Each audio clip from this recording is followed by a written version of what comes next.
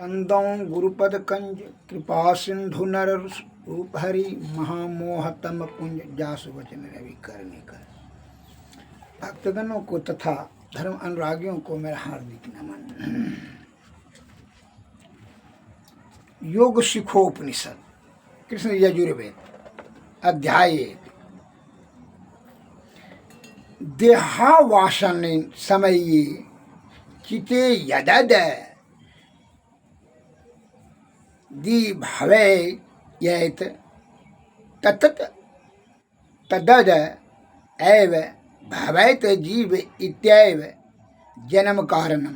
अर्थात देह त्याग के समय चित्त में जो भावनाएं जीव करता है वही वही वह होता है, यही जन्म का कारण होता है। अर्थात मोह, मोह के कारण से विषय की आसक्ति हो जाती है और आसक्ति से क्या होता है, जीव आत्मा की दुर्गति हो जाती है। मोह से क्या क्या आसक्ति होता है और कैसे कैसे दुर्गति, इस पर मैं एक लघु कथा के माध्यम से देशवासियों को बताना चाहता हूँ। सुने और समझ कर करके इस मोह और लोभ से बचने का प्रयत्न करें, जिससे कि दुर्गति से बचा जा सकता है। एक बादशाह था, बहुत लोभी, अत्यंत लोभी। वह एशिया माइनर, आज की तुर्की में, ईसा से 560 वर्ष पहले लीडिया नाम का एक देश था। कारून का बादशाह था। लीडियन साम्राज्य की राजधानी सार्डिस थी, जिसकी समृद्धि के खूब चर्चे थे। सोने की खानों और नदियों से बहकर आते स्वर्ण कणों की बदौलत कारू उस जमाने का सबसे दौलतमंद बादशाह था। अमीरी की खुमारी में वह खुद को दुनिया का सबसे सुखी और बड़ा इंसान समझता था। वह चाहता था कि सब लोग उसकी बड़ाई करें। कारू ने दुनिया में पहली बार टकसाली सिक्कों की ढलाई शुरू की थी। उसने जो स्वर्ण मुद्रा चलाई उसे इलेक्ट्रम के नाम से जाना जाता था और उसमें सोने की शुद्धता को लेकर के बेहद सावधानी के बरती जाती थी। लालची बादशाह ने दिन रात धन बढ़ाने की चिंता से में लगा रहता था। लगान, जुर्माना, कर आदि रूपों में लोगों से धन लिया करता था। जब इससे संतोष नहीं हुआ तो उसने घोषणा कर दिया कि जो भी, जिसके पास जितना भी धन है वह राज खजाना में आकर के जमा कर दें। और बादशाह अपनी तरफ से अन्न खाने के लिए परिवार की गिनती के हिसाब से दिया जाएगा। राज्य की तरफ से 1 रुपया भी जिम्मा में नहीं रखें, पास में नहीं रखें। आकर के ऐसा नहीं जो करेगा उसको जो है परिवार समेत फांसी का सजा दे दी जाएगी, अर्थात मृत्यु दंड दिया जाएगा। इस प्रकार से घोषणा सुनकर के राज्य की प्रजागण बड़ी भयभीत हो गया और भय के कारण से सभी अपनी सारी संपत्ति 1 रुपया भी नहीं रखा और सबने जाके जमा कर दिया। अब राजा साहब का जो है अपना राजनीतिक बुद्धि लगाया कि सबने जमा किया है कि नहीं किया है, इसके लिए क्या करें। तो वह बुद्धि लगाया। कहे राजा तो अपना राजनीतिक बुद्धि लगाते रहता है। उसने फिर जो है 1 महीना के बाद घोषणा कर दिया। राज तो टकसाल जो है राजकोष तो भर गया, सोना चांदी भंडार हो गया। फिर भी जो है उसका संतोष नहीं हुआ। फिर भी उसका मोह शांत, लोभ शांत नहीं हुआ। इतना लोभ की प्रवृत्ति उसकी बढ़ गई। उसी के अनुसार से वह बुद्धि सोचने लगा और वही बुद्धि लगा करके उसने फिर 1 महीना के बाद घोषणा कर दिया कि जो 1 रुपया भी लेकर के आएगा हमारे सामने में, उसको अपनी बेटी राजकुमारी से साथ शादी कर देंगे और आधा राज दे देंगे। इस प्रकार सा सुन कर करके प्रजागण ने घोषणा, पैसा तो पहले जमा कर दे तो पैसा तो था नहीं, और जिसके पास भी लुका छुपा कर रखा था तो वह तो भयभीत था कि अगर यदि राजा साहब पूछेंगे कि जब पैसा तू जमा नहीं किया तो ये पैसा आया कहाँ से, इसका मतलब तू पैसा रखा जब फांसी के साथ। ये मृत्यु का भय इसके कारण से भी कोई आगे नहीं आया। और एक मनचला लड़का था, वह राजकुमारी के प्रति जो है उनको बड़ा मन चलायमान हुआ, जो है वह मन में दृढ़ संकल्प कर रहे हैं कि राजकुमारी से शादी करेंगे। अपनी माँ से जो जिसका मन नियंत्रण में नहीं है वो कामाशक्त कामी होवे करेगा, उसकी से सद्बुद्धि खत्म हो जाती है। तो उसने क्या क्या अपने माँ से निवेदन किया, माँ 1 रुपया दो, हम राजा के समक्ष जाकर दे देंगे, राजा को 1 रुपया और वो अपनी राजकुमारी से शादी कर देंगे। तो उसकी माँ ने समझाया कि बेटा वो राजनीतिक बुद्धि लगा रहा है, जब पैसा 1 महीना पहले सबसे जमा करवा लिया तो फिर अब जो है ऐसा काहे घोषणा किया। ऐसा घोषणा इसलिए कर रहा है कि जिसके पास पैसा लेकर के आएगा उसको जो है फांसी का सजा दे देगा। उसने ये पूछेगा कि तुमको पैसा कहाँ से आया, इसका मतलब तू हमारा आज्ञा उल्लंघन किया। लेकिन माँ के समझाने पर उसको जो काम वासना से पीड़ित हो गया है, लोभाकृष्ट हो गया है, ईर्षाग्रस्त हो, क्रोधाग्रस्त है, अहंकारी है, मनजोर है, बड़जोर है, पाप की प्रवृत्ति उसका जिसका बढ़ जाती है, काम क्रोध मद मोह लोभ ईर्षा राग द्वेष जिसका बढ़ जाता है, विषया आसक्त हो जाता है, फिर उसको समझाना बड़ा मुश्किल हो जाता है। यह काम वासना में इतना अंधा हो गया कि अपनी माँ का किसी प्रकार का कोई भी ज्ञान का बात इसको समझ नहीं सका। तो इसने माँ को ही धमकाया, अगर तू पैसा नहीं देगी 1 रुपया भी व्यवस्था करके जहाँ से भी दो तो हम खाना पीना छोड़ देंगे। खाना पीना वो छोड़ दिया।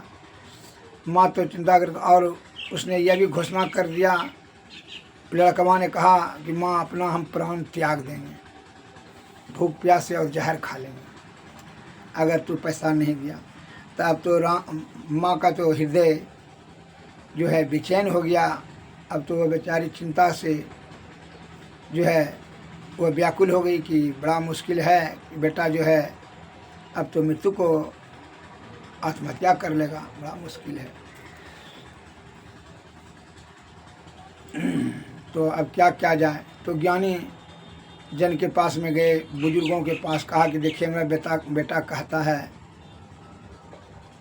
तो ज्ञानी ने कहा सोच समझ करके कि बेटा जब कहता है कि नहीं पैसा 1 रुपया दोगी तो आत्महत्या कर लेंगे, तो एक काम करो, अब उसको बचाने के लिए कोई बुद्धि तो लगाना होगा। कहा ज्ञानी ने कहा कि ठीक है तुमको बताते हैं, तुम्हारा पति कितना दिन हुआ मरने से। कहा मरने से हमारा पति को जो है 2 साल हो गया है। तो पहले जो नियम था कि जो भी मरता था कब्र में जो गाड़ने से पहले जो है मुंह में 1 रुपया का सिक्का डाल देता था मृतक के मुंह में। तो ज्ञानी ने कहा तुम्हारे पति के मुंह में 1 रुपया का सिक्का होगा, तुमने बेटा को कह दो कि कब्र खोद करके निकाल ले, जा करके राजा को दे दे। जब नहीं है मानता है बेटा तो क्या करोगे। उस महिला ने, उस औरत ने आई अपने बेटा को समझाते को, ठीक है बेटा, तुम जब जिद करते हो तो अपने बाप का कब्र ही खोद करके मुंह में जो 1 रुपया का सिक्का दिए हैं तो वो सिक्का निकाल करके जाके बादशाह को दे दो। बड़ा खुश हुआ लकवा। वह खुशी से कोदाल लेकर के कब्रस्तान गया और कब्र को खोद करके अपने मरे हुए पिता के शव से एक मुंह में जो 1 रुपया का सिक्का था निकाल करके राजमहल चला आया और बादशाह को दे दिया।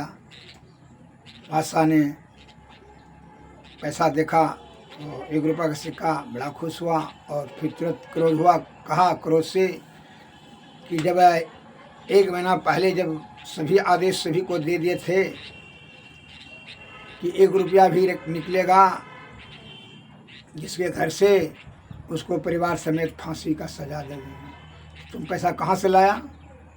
इसका मतलब हमारा राज आज्ञा का उल्लंघन कर दिया। तो उसने कहा, बादशाह सलामत, आप क्रोध को त्याग दीजिए, आप जिंदा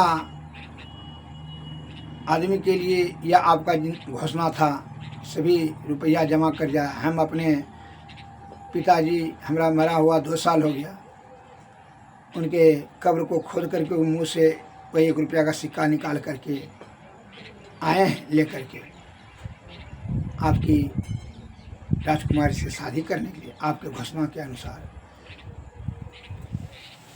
तो बादशाह ने, राजा साहब ने बड़ा कहा, अच्छा। उसको ध्यान में आ गया कि तब तो जितना भी मरा था तो पैसा का इतना ललक था कि सब सिपाही को आदेश दे दिया, इतना लोभी था। इसलिए कहता है, लोभी लंपट लालची तीनों से भक्ति न हो, अब भक्ति करे कोई सुरमा, जाति बरन कुल खोय। कामी क्रोधी लालची तीनों से भक्ति न होय, अब भक्ति करे कोई सुरमा, तन मन लज्जा खोय। लोभी, लंपट और लालची से भक्ति नहीं हुआ, हमेशा जो है वह उसको मृग तृष्णा के भांति वह जो है बेचैन और व्याकुल और दुखी रहता है, उतावला रहता है, भी सोचता रहता है कि हाय धन जमा करें। और इतने में उसका जो आयु धीरे धीरे क्षीण होते चले जा रहा है, उस पर आयु पर उसको जो है मौत जो है आ रहा है, और धन जमा करने का उसको ललक है होता जा रहा है। उसका बुद्धि विषया आसक्त हो जाने के कारण से सद्बुद्धि नष्ट हो जाती है, और पाप ताप संताप जमा करने में लग जाता है कुबुद्धि के कारण से। और क्या होता है कि वह बल बुद्धि आयु सब खर्च कर देता है किसमें, यह पाप को लोभ आकृष्ट होकर करके यह पाप कमाने में, विषय आसक्त हो जाने के कारण से। सदगति से, सद्बुद्धि से सदगति प्राप्त करें, सतलोक की प्राप्ति करें, सदगुरु की शरण में जा करके विषय का त्याग करके उसकी सद्बुद्धि इतना काम नहीं कर पाता है, नष्ट हो जाता है। अब वो बादशाह के दिमाग में जब आ गया तो उसे बादशाह ने यह घोषणा कर दिया कि सभी कब्र, अपने सिपाही घोषणा कर दिया कि सभी कब्र को खोद करके, आदेश दे दिया अपने सिपाही को, कब्र को खोद कर करके जो है सिक्का जो है निकाल लिया जाए। सब कब्र को खोद कर करके सिक्का को, सोने का सिक्का को निकालना शुरू कर दिया। इतना उसका तृष्णा बढ़ गया था। और तब अनंतः वैसा ही किया, जिसके कारण से बादशाह का तृष्णा शांति ही नहीं हो रहा था, और मोह के कारण से इतना धन से आसक्ति हो गया उसको कि अब जो है इतना भूख बढ़ गया कि वह अशांत होकर के इस संसार से चला गया। बहुत धन होने पर भी सुख शांति नहीं मिली, बल्कि धन बढ़ाने के मोह बढ़ता गया, और मोह बढ़ने से मृत्यु के समय में घोर कष्ट होता है। इसलिए संत महात्मा लोग कहते हैं कि मोहन सा सब शोभन हार, देखहि स्वप्न अनेक प्रकार, नाना प्रकार का स्वप्न देखते हैं और भूल जाते हैं कि मौत निश्चित है। इसलिए संत महात्मा लोग कहते हैं, विषय वासना छूटत न मन से, नाहक नर बैराग करे, जल बिच मीन बझे बंसी में, जीव के कारण प्राण हरे, सोरस नावस कियो न जोगी, नाहक इंद्रिय साधि मरे, विषय वश न छुटत न मन से, नाहक नर बैराग करे, वन में रहत मृगा निशिवसर, ना काहू के दोष करे, सो मुरली धुनि सुनन कारण, व्याधावान से प्राण हरे, नयन के कारण जरे पतिंगा, पारत पाई गजराज हरे, नासा कारण भर मर नाश हूँ, पांचों रसली पांचों मरे, किन कोटि तीरथ तप पूजा, मुनि हो के ध्यान धरे, लक्ष्मी पतिता लगी सब झूठी, जा लगी मन नहीं हाथ करे, इसे वसन छुटत न मन से, नाहक नर बैराग्य करे। भगवान विष्णु का जो है चेरी है लक्ष्मी, समझे कि नहीं, माया, और माया के विवश होकर के प्राणी क्या होता है, मायाग्रस्त होकर के विषय में आसक्त हो जाता है, मोह हो जाता है। इसलिए कहते हैं माया मोह जो है जन्म मृत्यु का कारण बन जाता है। इसलिए इसको त्यागो जीते जी, और इसको त्याग करके ही तू यह परम गति प्राप्त कर सकोगे। इसके कारण से, मोह के कारण से तुमको विषय में आसक्ति हो जाती है, और मरने के समय में भी वही तू सोचते रहता है, हाय पुत्र, हाय पुत्री, हाय धन, हाय जन, हाय मकान, हाय दुकान। ये भूल जाता है सुत बित नारी भवन परिवारू, होई जग में बारंबार। तू 84 लाख जोनी में किसी जोनी में जाएगा तो सूत बीत नारी, सूत मने बेटा, बीत मना धन, नारी मने स्त्री पत्नी, सूत बीत नारी, भवन मने मकान, सूत बीत नारी, भवन परिवार, परिवार सब, ये सब व्यवस्था अपने आप होते जाएगा, करना ही पड़ेगा। जब तक यह 84 लाख योनि में भ्रमण करेगा तब तक ये इसके चक्कर में फंस कर करके अधोगति में जन्म मरण का चक्कर में फंसते रहेगा, और नाना प्रकार का जीव आत्मा को दुख भोगते रहेगा, तो भोगवाते रहेगा। इसलिए अभी से ही मन और अहंकार का त्याग करके विषय पर विजय प्राप्त करो। सदगुरु की कृपा से का इंद्रियातीत होकर के अंतर्मुखी अंतर साधना से ही यह जीव आत्मा परम आत्मा को प्राप्ति करेंगे। इसलिए अज्ञा चक्र पर इसको अस्थिर करो। किसको? सूरत को। तो सुषमना में इसको जाने दो। सुषमना में जाने के बाद तीनों पर्दों के पार अंधकार प्रकाश और शब्द मंडल के पार सार शब्द में जाएगा, अनहद नाद में, और अनहद में जाएगा स्वयं शब्द उत्पन्न होगा। वही शब्द के सहारे सार शब्द मिलेगा, और सार शब्द से निशब्द, और निशब्द में ही परब्रह्म की प्राप्ति होगी। दसम द्वार होकर करके जाना होगा। ये सदगुरु के शरण में जा करके विषय त्याग करने की शक्ति प्राप्त करो। का विषय बड़ा बलवती होता है। बिना सदगुरु के कृपा से विषय पर विजय प्राप्त करना, ब्रह्म तत्व का दर्शन करना सहज अवस्था बड़ा अत्यंत दुर्लभ है। अतः साधु की संगति, विषय का त्याग, सदगुरु के शरण में जाकर के निष्कपट उनकी सेवा सुश्रा करके उनकी कृपा से युक्ति से भक्ति, भक्ति से तब मुक्ति होगा। अध्यात्म का ज्ञान, मन की चंचलताई को जो है बस में करने की, मन को लय करने का विधि हुआ ध्यान विधि से ही गुरु महाराज आपको बता देंगे। वह सदगुरु की कृपा से ही समय। इसलिए समय कहते हैं संत महात्मा लोग, भाई हो कैसे जय बई, भाई हो कैसे जय बई गुरु के नगरिया, मैली मोर्चदरिया न। एकाएक धनी बितरौली, दूजा दुविधा में लिपटौली, तीजा तीन गुणन के लागल छह बजरिया, मैली मोर्चदरिया न। चौथा चार वेद पढ़ियाए, पचमा प्रेम भक्ति नहीं पाए, छठ छल बल से भरल छे कोठरिया, मैली मुर्चदरिया न। शतमा शब्द सुरत नहीं पाए, अठमा आलस में यलसाए, नहला भूली गे गर्व के कररिया, मैली मुर्चदरिया न। भाई हो कैसे जैबे गुरु के नगरिया, मैली मुर्चदरिया न।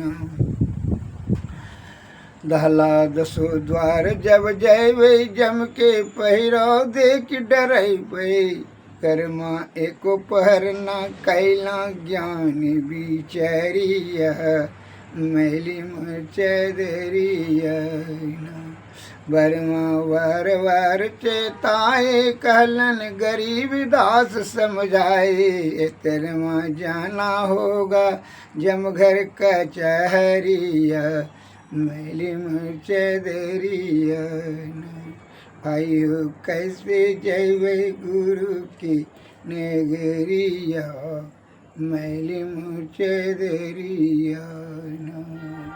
श्री सदगुरु महाराज की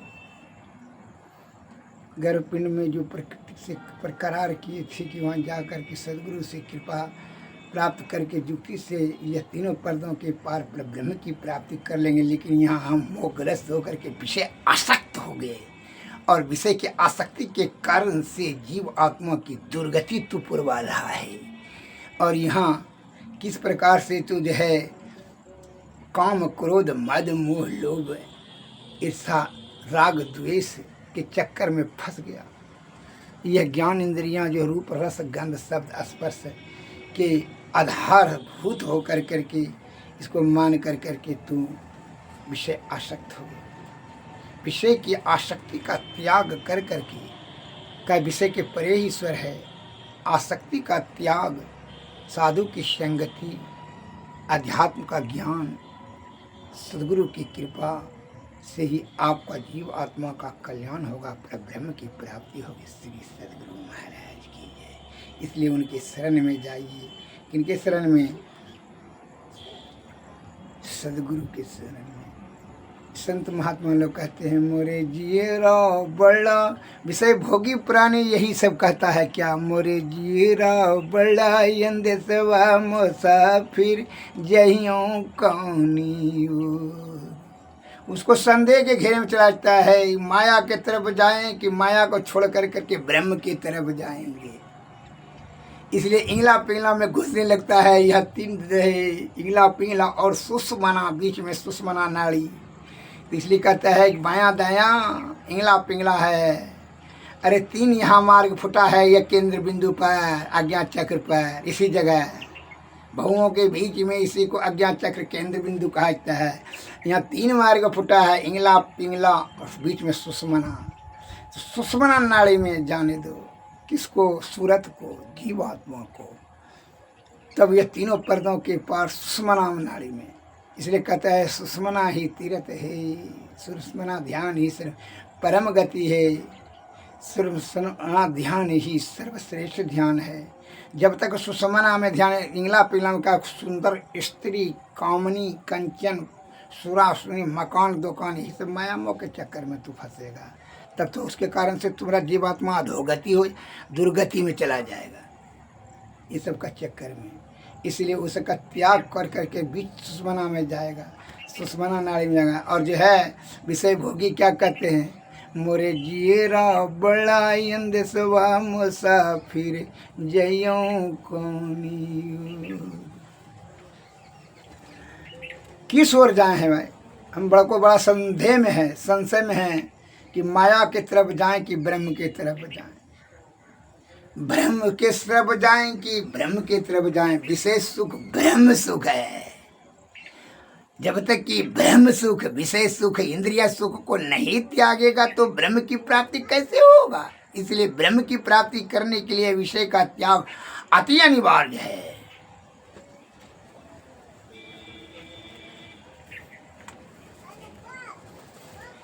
इसलिए अगर यदि तू जीवात्मा का कल्याण चाहता है तो विषय की आसक्ति का त्याग कर। लेकिन विषय भोगी कहता है मोरे जियरा बड़ा यंदेशवा मुसाफिर जहियों कौनियो। मोका शहर कहर नर नारी दुई फाटक घन गोर। मोह का ये शहर है, बेटा है, बेटी है, माँ है, बाप है, स्त्री है, मकान है, दुकान है, परिवार है, परिवार है। ये मोह इतना मोहग्रस्त प्राणी है। मोह का शहर कहर नरी नारी, मेरी स्त्री है। अरे न तू किसी का है न तुम्हारा कोई है। भगवान श्री कृष्ण गीता में कहा। कैसे? एक आदमी का कैसे? मर जाओगे तो 5 मिनट में 1 घंटा नहीं रहने का, कहेगा लाश को बाहर फेंको, पता नहीं हो गया खेल। वो कौन चीज़ है? वो जीवात्मा। तो जीवात्मा का कल्याण करने के लिए ने संत महात्मा आपको ये शरीर का कल्याण करने के लिए थोड़ी बता रहे हैं। इंद्रिय सुख है, इंद्रिय सुख के फेर में तो तू अपना समय दिमाग लगेबे किया, इतना बल बुद्धि और आयु खर्च करबे किया, इसलिए अब भी चेत जाओ। इसलिए कहा मौका शहर कहर नर नारी दुई फाटक घन घोर। मौका और नर नारी का यह दोनों फाटक बड़ा घनघोर, बड़ा कड़ा फाटक है, इसको छोड़ना बड़ा मुश्किल लगता है। कुमति नायक फाटक रोके, कुमति में कुबुद्धि ने, कुमति नायक फाटक रोके परियों कठिन झिकझोर। पड़ गए बड़ा कठिन झिकझोर में, झिकाझोरी होने लगा। किससे किससे होने लगा? कुमति से। कुमति कर अधू इधर चलो तो छोड़ो सत्संग भजन बे मतलब का होगा कि नहीं होगा, का कौन भगवान मिलेगा कि नहीं मिलेगा, आंख बंद कर चलो सुंदर स्त्री सुंदर भोजन करें, मकान दुकान बनाएंगे, तब तक जो है ना यही सब फिर में रहे। ये कहता कुमति नायक फाटक रोकई परियों कठिन झिकझोर। झगड़ा होने लगा बुद्धि और कुबुद्धि से, सद्बुद्धि और कुबुद्धि से। बाजारे में जाते रहने कि आप जो कहते हैं घी खरीदें कि दारू खरीदें, अमला खरीदें कि अंडा खरीदें। जिसकी सद्बुद्धि काम करेगा वो अमला खरीदेगा, घी खरीदेगा, चिरोता खरीदेगा, और जिसका कुबुद्धि काम करेगा तो अंडा मुंडा गंडा सुंडा खरीदेगा, दारू खरीदेगा। कुमति नायक फाटक रोके परियों कठिन झिकझोर। संतय नदी गाड़ी बहती विषम धार जलजोर। संशय नदी बड़ा झिकझोर होता है। संशय में संदेह नदी अगाड़ी आगे बढ़ बैठे तो भगवान मिलेगा कि नहीं मिलेगा, कि होगा कि झूठो भीखती मांग करके खाना होगा, भटकना होगा, कहाँ सोतेंगे कहाँ बैठेंगे का माथा पेची है। तो छोड़ो उसको। यहाँ जो है स्त्री के साथ यहाँ ऐसे मौज लूटेंगे, घरे में रहेंगे, इतने में जो है ना इंद्रिय सुख के फेर में आता है। ये संदेह हो रहा है आपको ईश्वर पर कि वो मिलेगा कि नहीं मिलेगा। इसी का संतय नदी अगाड़ी बहती विषम धार जलजोर। क्या मन मा तुम गाफिल सोवो, क्या मन मा तू गाफिल सोवो, यहाँ वहाँ मोर न तोर। हे मन संत का महात्मा कहते हे मन तुम क्या गाफिल होकर के ये मेरा पुत्र है, स्त्री है, पुत्री पुत्री कोई नहीं है। मरने के बाद जो है 5 घंटा नहीं करे तो लाश को बाहर फेंको, कहाँ पर है?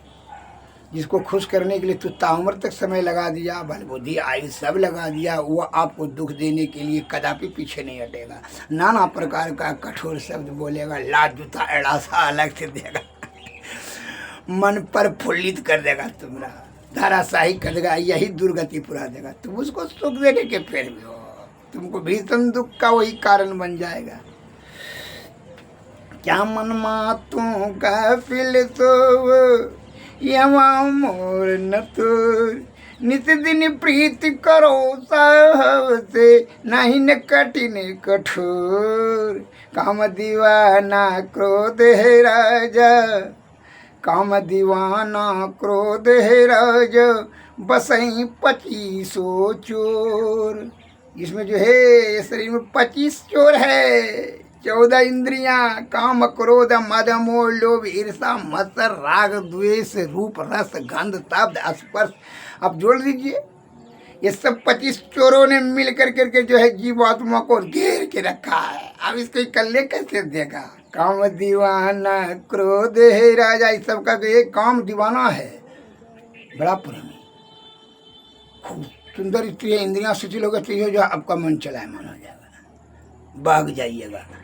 लेकिन काम दीवाना क्रोध है राजा, जब क्रोध हो जाएगा तो फिर आपको सद्बुद्धि मारिए देंगे उसको, झगड़ा प्रिय लगने लगेगा, बेमतलब का समय अपना नष्ट कीजिएगा। बसई 25 चोर, 2500 चोर इसमें बसता है। सतपुरुष एक बसे पश्चिम दिति, सतपुरुष एक बसे पश्चिम दिति, तातौ करो निहोर। सद्बुद्धि एक वही बेचारा क्या करेगा, वह जो है पश्चिम दिशा में बसा हुआ है साइड में। कहते तासौ करो निहोर, वो देख रहा है कि हमको कब जो है ये सभी से छुटकारा मिल करके ब्रह्म का मार्ग प्रशस्त कोई करे, दिखावे, ब्रह्म को प्राप्त करे। का यह 2500 ने घेर के रखा है उसको, पर्दों के पास पीछे चला आया है, अंधकार प्रकाश शब्द के पीछे में। अवै दर्द राह तो हिलावै तब पैहों निजोर, उलटी पाछलो पैड़ो पकड़ो पसरा मनाओ बटोर। कहे कबीर सुनो भाई साधु तब पैयों निज ठोर। बिना सदगुरु के कृपा से विषय का त्याग नहीं होगा, तब तक उसको अवगात का ज्ञान नहीं हो। विषय का जब त्याग नहीं होगा तो यह जो है 2500 चोर से जितना बड़ा मुश्किल है, तभी गुरु महाराज की कृपा से ही विषय त्याग संभव है। अतः गुरु के शरण में जाएं। एक मैं आपको बता रहा हूँ, एक सेठ जी ने सत्संग सुनने ले जाते थे। महात्मा जी ने कहा आजकल सेठ जी आते नहीं हैं सत्संग सुनने के, 2-4 महीना पर आए हैं। क्या बात करके, हमको बहुत प्यार करता है परिवार सब, बड़ा प्रेम, हमारे लिए जान देता है। पोता पोती को स्कूल पहुंचाना पड़ता है महात्मा जी, इसलिए समय नहीं निकल पाता है। हमारे लिए सब परिवार, पोता पोती, पुतहू, बेटा बेटी सब हमारे लिए बहुत अच्छे, हमारे लिए जान देता है। यही तो महात्मा जी ने कहा इससे रहिए। वो प्राणवायु स्पंदन को निरोध करने का क्षमता ज्ञान बता दिया कि जो है प्रैक्टिस कीजिए, प्रैक्टिस करवाया, बता दिया, 10-15 दिन में उस सीख लिया। मुझे है ना प्राणवायु को रोक करके नसागर से 12 अंगुल ऊपर उठाने का, जो कि मृत्युवत हो जाने का बुद्धि, तो मरे हुए समान हो जाता था। वही प्राणवायु को निरोध करने की क्षमता उनको बता दिया। कहा जाइए आप, कल सुना आप, कल सुना हमारा बेटा पोता का जो है ना जन्मदिन है, क्योंकि जाइए ना कल लेखना कीजिए। कल वो गया, दूसरा दिन जो है, जब उस दिन जो है पुआ पूड़ी मांस भात सब बरखी 56 प्रकार का भोजन बन रहा था, अतिथि सब आ रहा था, जा रहा था। अब जो है खाना बन के तैयार हुआ, 11 बजे करीबन सेठ जी ध्यान करने के लिए बैठे, प्राणवायु को ऊपर खींच करके ऊपर चढ़ा दिया, एक पिलर में पैर को फंसा दिया, जब सो गया है। उसकी सेठान आई कि खाना पीना खिलाने के लिए, चलिए उठिए जी, सेठ जी को उठाने के लिए। तो सेठ जी तो देखा कि अरे तो मर गए हैं। सेठान ने समझी कि जो है मन में विचार किया कितना जो है खाना पीना तो बर्बादे हो जाएगा, चलो जाते हैं। तो इसने जा कर के खीर पूड़ी भी खा लिया और उसमें मांस भात भी खा लिया और कचौड़ी फचौड़ी जो जो बना था वो खा लिया कंठ। तो पुतहू ने देखा कि आए जो है ना सासे ने पहले खा रही है, क्या बात है, ऐसा ससुर कहाँ पर देखें, ससुर दिखाई तू मरा पढ़ा के ससुर मर गया, अभी जान रहेंगे तो फिर खाना बर्बाद। वो भी जा कर के खाना पीना खा लिया, चारों पुतहू खा लिया और उसके स्त्री भी खा लिया। और तब न नाटक शुरू कर दिया। और जब नाटक शुरू किया कि हाय हो मालिक, हाय हो बाबू, हाय हो मैयो, मर गए हम, मर जाते हैं भगवान, हमको नाना प्रकार का नाटक करना शुरू किया। गांव का जैसे एक आदमी सब जुट गया, बेटा पुतहू सब और सब बेटी सब भी आ गई। गांव वाले ने कहा तो सेठ जी तो बड़ा ठीक है था, कैसे मर गया भाई। तो नाना प्रकार का आदमी नाना प्रकार का बात बोलने लगा। तो एक सत्संगी आदमी ने कहा कि जो है ना सेठ जी जो है महात्मा जी के पास में जाते थे ध्यान भजन सीखने के लिए, गुरु उनको गुरु जी को बुलाइए, महात्मा जी पहुँचे, हो सकता है कुछ कोई उपाय बतावे। उनका बेटा गया, महात्मा जी को जाकर सूचना दिया, देखिए ना आपका चेला जो हमारे पिताजी लेकिन आज जो है ना देखो त्याग दिए हैं, चलिए गुरुदेव आप दर्शन दीजिए, कुछ उपाय है तो बताइए। कहा चलो, बड़ा आरजू विनती विनम्र भाव से लेकर के महात्मा जी को आए। कहा चलो चलो हम सेठ जी को जाके भेंट करेंगे। कहा कि कभी कभी हमको जा कर के खाना पीना खिलाता था सेठ जी। महात्मा जी आए, कहा कि कहाँ है, दिखाया सब आदमी जो है गांव का आदमी सब 4,000 घेरा हुआ था। आज सेठ जी स्वर्गवास हो गए, स्वर्गवास हो। महात्मा जी आए तो महात्मा जी ने कहा कि सेठ जी कल हाँ बस वो दिखा रो थोड़ा है सब है पुतो बेटा बेटे सब कर सुनिए गुरुदेव इसको जिलाने का कोई बुद्धि लगाइए, हम उसके लिए जान दे देंगे हम सब ने। कौन ने सबको जान, एक काम करो जीवित तो नहीं होगा लेकिन एक उपाय है। क्योंकि क्या उपाय है, क्योंकि हमारे पास एक अभिमंत्रित किया गया है जो है जो औषधि है वो आयु को ट्रांसफ़र कर देंगे। जो अपना आयु देना चाहता है तो उसकी आयु इसमें चला जाएगा, प्राण सेठ जी जीवित हो जाएंगे, उसकी मृत्यु हो जाएगी। जो देना चाहता है ये शिशि को दवा दे तो निकाल करके झोला से इसको पी लीजिए, ये अभिमंत्रित किया गया है, सिद्ध किया हुआ है, पी लीजिए। तो उसको पत्नी को कहा करना ना अब जो हो गए ना अब छोड़ा, ये भगवान का पसंद है छोड़िए। पुतों का कर हमका काहे पिएंगे, अब तो 2-4 बरस में ऐसे ही मरता। बेटा कहा कि छोड़िए जो हो गया महात्मा जी, बेटा भी नहीं पिया, पोता भी नहीं पिया। बेटी को कहा करके आप यही सब महात्मा जी बताते हैं, हमको 5-4 बच्चा है, स्कूल पहुंचाना है, जाना है कि हम काहे के लिए पहुँचाएंगे, जो संपत्ति लिया है बाप का वो नहीं कहेगा, बेटा ने पिएगा हम काहे पिएंगे, हमको जाना है। जो मन सो आते हैं बक बक करते हैं महात्मा जी, यही सब हमको बुद्धि पढ़ाते हैं। हमारा परिवार अलग है, बेटियों नहीं पिया। अब जो क्या कहा सेठ जी ने, महात्मा जी ने कहा देखो कोई नहीं कहीं बोल रही थी कि सब ने जान दे देंगे, क्योंकि वो बोलने से क्या होता है, भगवान को मर्जी यही था, जाने दीजिए जो हो गया हो गया। देख लिया अपना, सेठ जी सब सुन रहे थे। अब जो है गांव वाले ने कहा छोड़िए, जब पेड़ से महात्मा जी जब नहीं है कोई पिएगा, छोड़िए अब जला दिया जाए सेठ जी का लाश को। हाँ ठीक है। तो पिलर में जो था, जो जुंडा पिलर था मकान के बीच में, उसमें पिलर में पैर फंसा दिया था सेठ जी ने, मरने से पहले घुसा दिया था। अब तो पैर अकड़ करके टेढ़ा हो गया था, वो कतनों घींचे निकलवे नहीं करे, करके निकलेगा नहीं। तो गांव वाले ने कहा पिलर को तोड़ दो। तो उसका बेटा कहा कि पिलरे पर तो यही पिलर पर तो मकान है, अब इसमें 5 लाख रुपया खर्चा हो जाएगा, इसको तोड़ देंगे तो मकान गिर जाएगा, तो 5 लाख 10 लाख रुपया खर्चा हो जाएगा, बहुत 3 तस्या बढ़ जाएगा। तो पुतौवा बोलती है उधर से कि पैरे काट दीजिए ना, अब तो जलाने के लिए लइए जा रहे हैं तो मरिएगी ससुर जी, पैरे काट दीजिए। तो दूसरा पुतौ बोलती है हाँ ठीक है, तो बोलती है दीदी से ये बोलती है। तीसरा बोलती है इन्होंने काट दिया, उससे चौठाने वाला करके गला से दे दिया हसुआ काटने के लिए पैर को। तो बेटा छोटका बेटा बोलता है ये काट दीजिए, कहना हमने काटेंगे, वही भैया काटेगा, भैया लेकिन ना हम महिला काटेगा, ना कहीं महिला कहीं ना। तो महिला ने कहता है कि दीजिए अच्छा तब काटिए देते हैं। जब सब काटने के लिए रेडी कर कहा महात्मा जी ने रुको रुको रुको, जो कोई नहीं है पिएगा तो हमारा तो चला था, हमको भाई खिलाया था, इसका तो हम गुरु जी हैं, इसका पैर काले काटेगा, छोड़ो हम ही पी लेते हैं, हम अपने आयु इसको दे देते हैं आधा। बस महात्मा जी ने बोतल से दवाई पी लिया, कहा पीठ ठोक दिया, उठो सेठ उठो। सेठ जी उठ करके धपड़ा गए, सुन लिया कहो तुमने कहा रहा था कि हमारे लिए जीवन दे देगा, हमको बहुत मानता है, बहुत प्यार करता है, जिसके लिए तो पूरा आयु लगा दिया, छल कपट पर पंच करके उसको सुखी करने में वही तुम्हारा भी पैर काट रहा था। यहाँ ना कोई किसी का है, यहाँ ना तुम किसी का हो ना तुम्हारा कोई है, इसलिए विषय का त्याग जीते जी कर करके ब्रह्म की प्राप्ति कर लो रे, यही अवसर को मत गवाओ। इसलिए संत महात्मा लोग कहते हैं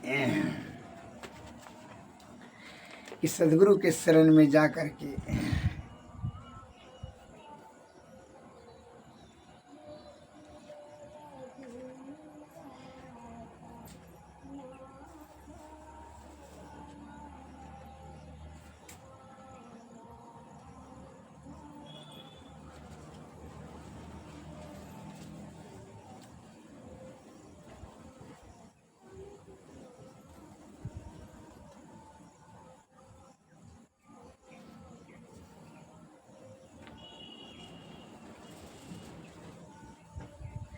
बिना सत्संग मेरे नहीं दिल। सेठ जी को आत्मा में ज्ञान हुआ, सभी का त्याग कर करके गुरु के साथ हो लिए। और तब गुरु के साथ में उन्हीं की सेवा करने लगे और शिक्षा दीक्षा लेकर करके ब्रह्म प्राप्ति करने में लग गए। इसलिए अभी भी समय है सदगुरु से निष्कपट निश्चल होकर करके उन ब्रह्म शब्द को, ईश्वर को प्राप्त करने के लिए, अर्थात जीवात्मा को परमात्मा की प्राप्ति करने के लिए इंद्रियातीत अंतर्मुखी अंतर साधना में लग जाएं और सदगुरु की सेवा में जा कर के उनसे युक्ति पा कर के भक्ति करें, तब आपका जीवात्मा का कल्याण होगा। इसलिए कहे सदगुरु सेवत गुरु को सेवत मिटत सकल दुख झेला रे। ये दुनिया दिन चारि बसेर यहाँ न मेरा तेरा रे। मेरा तेरा दऊ हम यम के हाथे पकड़ी पकड़ी जिन्हें घेरा रे। ये दुनिया बंदी गृह यम की जीव बंदी रहे घेरा रे। सदगुरु गुरु बिन ना कहू कबहू जो तोड़े यम घेरा रे। आयाते उठो सदगुरु हेरो, याते उठो सदगुरु हेरो। सेव करो बहु तेरा रे। तन मन धन या तम तीन के पद हरपि बचो यम फिरा रे।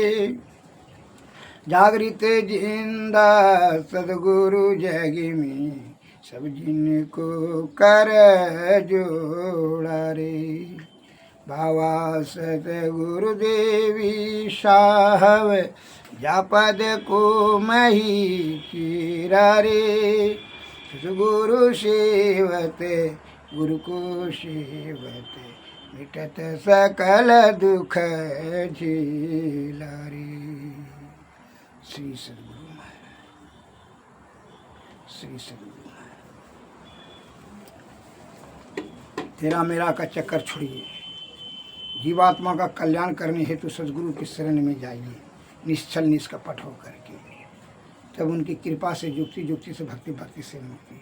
आरती तन मंदिर में कीजिए, दृष्टि जुगल कर सन्मुख दीजिए। चमकै बिंदु सूक्ष्म यति उज्ज्वल, ब्रह्म ज्योति अरूप लख लीजिए। जगमग जगमग रूप भरमंड, निरखी निरखी ज्योति तज दीजिए। शब्द सूरत याभ्यास सरल तर, कर करी सार शब्द गही लीजिए। ऐसी जुगति काया गढ़ त्यागी, भव भ्रम भेद सकल मल छीजी। भव खंडन या रति यह निर्मल, करिमेहि अमृत रस पीजी। आरती तन मंदिर में कीजिए, दृष्टि जुगल कर सन्मुख दीजिए। श्री सदगुरु महाराज की जय। श्री सदगुरु महाराज। सदगुरु नमस्कार। जय हिंद जय भारत।